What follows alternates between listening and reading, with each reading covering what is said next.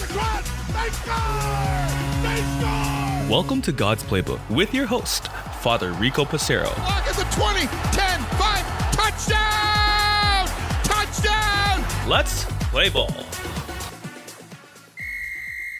Friends, welcome back to God's Playbook. Today we're going to answer a question from one of our listeners, and you know who you are when I tell you the question. The question is, where do priests live? What a great question. Thanks for asking. So, depending on the type of priest, this answer might be a little bit different, because priests can live in a variety of different ways. A diocesan priest, such as myself, one who belongs to a diocese or territory. In my case, I belong to the Diocese of St. Catherine's. Shout out to the best diocese in the world. Us priests are normally serving in a parish. As a diocesan priest, our parish is our top priority. And so, as the bishop's delegate in each church, the diocesan priest often lives in what's called a rectory. A rectory is the church word for the church house where the priest resides.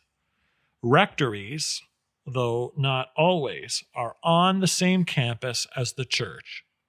When the church was built, if at all possible, the rectory is usually attached to the church proper, whether it shares the same walls as the church or on the same campus.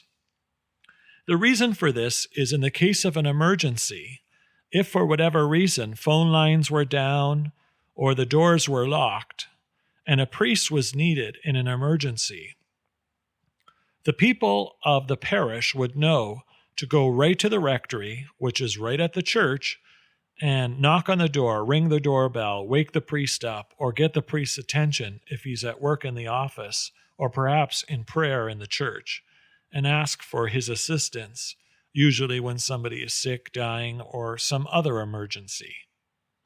In some cases, when the church was built because of land space or perhaps local rules at the time, the rectory may not be able to be built on the same church campus. And so then a rectory is then erected or purchased. A regular home is then transformed into a rectory within a certain radius from the church. Again, the priest is expected to live very close to the parish, so that way he can respond to emergencies and be close to his people as best as possible. I want you to think of when you look at a city or a town and how fire stations are erected. Fire stations are developed so that way within a given territory, it would only take the fire truck so long to be able to respond to a fire call. This is the same thing in the church. Now, there are other types of priests called religious priests. Religious priests belonging to a religious order, they may also, if living in a parish, live in a rectory. Oftentimes, religious priests are called to live in community, so there may be 2 or 3 or many priests living in a rectory together. They may be serving the same community or different ones, but a religious congregation often lives in community, where for diocesan priests, they may have multiple priests serving the same parish living in the same rectory, but there may be many rectories where it's just one priest residing there. Monks or priests may also live in what's called a monastery. A monastery is a place in which, again, a particular group of men, as professed religious and or ordained priests, live together in a particular place in which they reside, pray, work as a community, as a family. Priests normally don't live on their own. However, if a priest has a specialized ministry, perhaps as a hospital chaplain, or as a chaplain to a senior home, or perhaps to a high school, or some other specialized ministry, they may live in a rectory with other priests, or they may be given permission by their religious order or by their local bishop to have an apartment, a condo, or some other residence where they live to allow them to continue their ministry to the people they serve. Once priests retire from active ministry, and each area sets what that age is, usually 70 or 75 years old, then that priest is free to retire and continue to live in a parish, or perhaps because of their own investments or family legacies left to them, they may have their own family home that they live in, or they can perhaps rent a condo or purchase a condo or rent an apartment to look after themselves. A religious priest, upon their retirement, their religious congregation provides a place for them to live. And again, in some cases, the religious congregation may provide them with an apartment, a condo, or a house where they may be living, depending on their own situation. I'd like to extend the question to what happens with religious women. Where do they live? Where do sisters and nuns live? Sisters and nuns live in a house, not a rectory, but what's called a convent.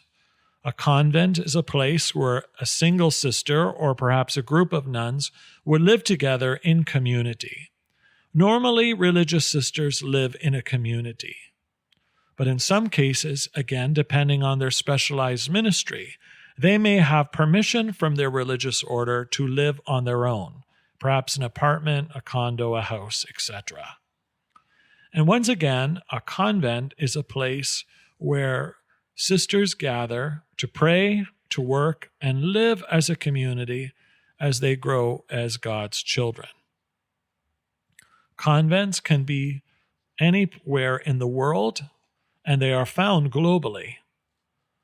They are places of prayer. In some cases, they may be a purchased house, or perhaps it was built from scratch as a mother house. You might hear that term. A mother house is the head convent for a particular order, where often Mother Superior and those in authority may live as they govern over the religious body of women. Deacons, who also have a ministry in the church, those that are permanent deacons, live with their families. Permanent deacons are able to marry, and they serve in the church more in a volunteer position, but they are not to live in rectories as priests. Transitional deacons, those who are pursuing priesthood, could also live in rectories and in religious houses as they prepare for ordained ministry. Bishops also live in rectories, sometimes attached to their cathedral, or perhaps sometimes the bishop may have a separate residence where he lives with other chancery officials. Chancery means the place where the bishop works. So think of the church's head office in the local area, so to speak. Or he may live on his own in his bishop's residence for a variety of reasons. Again, the bishop resides within his own diocese and territory, and this is so he can respond to the needs of the local church in a very quick and readily way. Now, rectories are not owned by the priest who lives there. As long as the priest is called to serve in a particular space, they are welcome to live in the rectory. But as soon as a priest's ministry ends, then he is asked to move out so that the newly appointed priest can live there. When a priest belongs to a religious community, even if his ministry changes in a local area, he could continue, or in the case of a religious sister, she could continue to live in the local monastery or convent, even if their ministry changes. But for a diocesan priest, they must move out. So this also means that the house is not their own. It's owned by the diocese, and then it's looked after by the local parish. So part of the bills of a rectory are looked after by the people as a result of they want to be able to have a local priest to look after their needs. And so the hydro bill, the heating bill, the air conditioning, etc., all the utilities are part of the overall operations of a parish. When it comes to a vehicle, it also depends on the particular priest or religious person. For a diocesan priest, the church does not give me a car. As a diocesan priest, I am responsible for the ownership of my own vehicle to allow me to serve in ministry. And so part of my salary is to go towards that. A religious priest, brother or sister, they are looked after by their religious community. So they don't own the vehicle they drive, just like they don't own the house they live in, but they are welcome to use that vehicle so long as they are serving in a particular ministry or have a particular need. So we see that shelter is very important, just as it is for every human being to have a place to lay one's head. But the location of where a priest lives is very important to allow him to minister in an appropriate way and to be found so that in the case of emergency, Father can respond. And this is also true of religious brothers and sisters. So thank you for the great question as we learn about what it means to live as a priest, as a bishop, as a deacon, and as a religious sister or brother. For God's Playbook, I'm Father Rico. God loves you, and so do I. If you like what you hear, please consider supporting us using any of our affiliate links in the description below via Buzzsprout, Ko-Fi, or GoFundMe. Thanks, and God bless.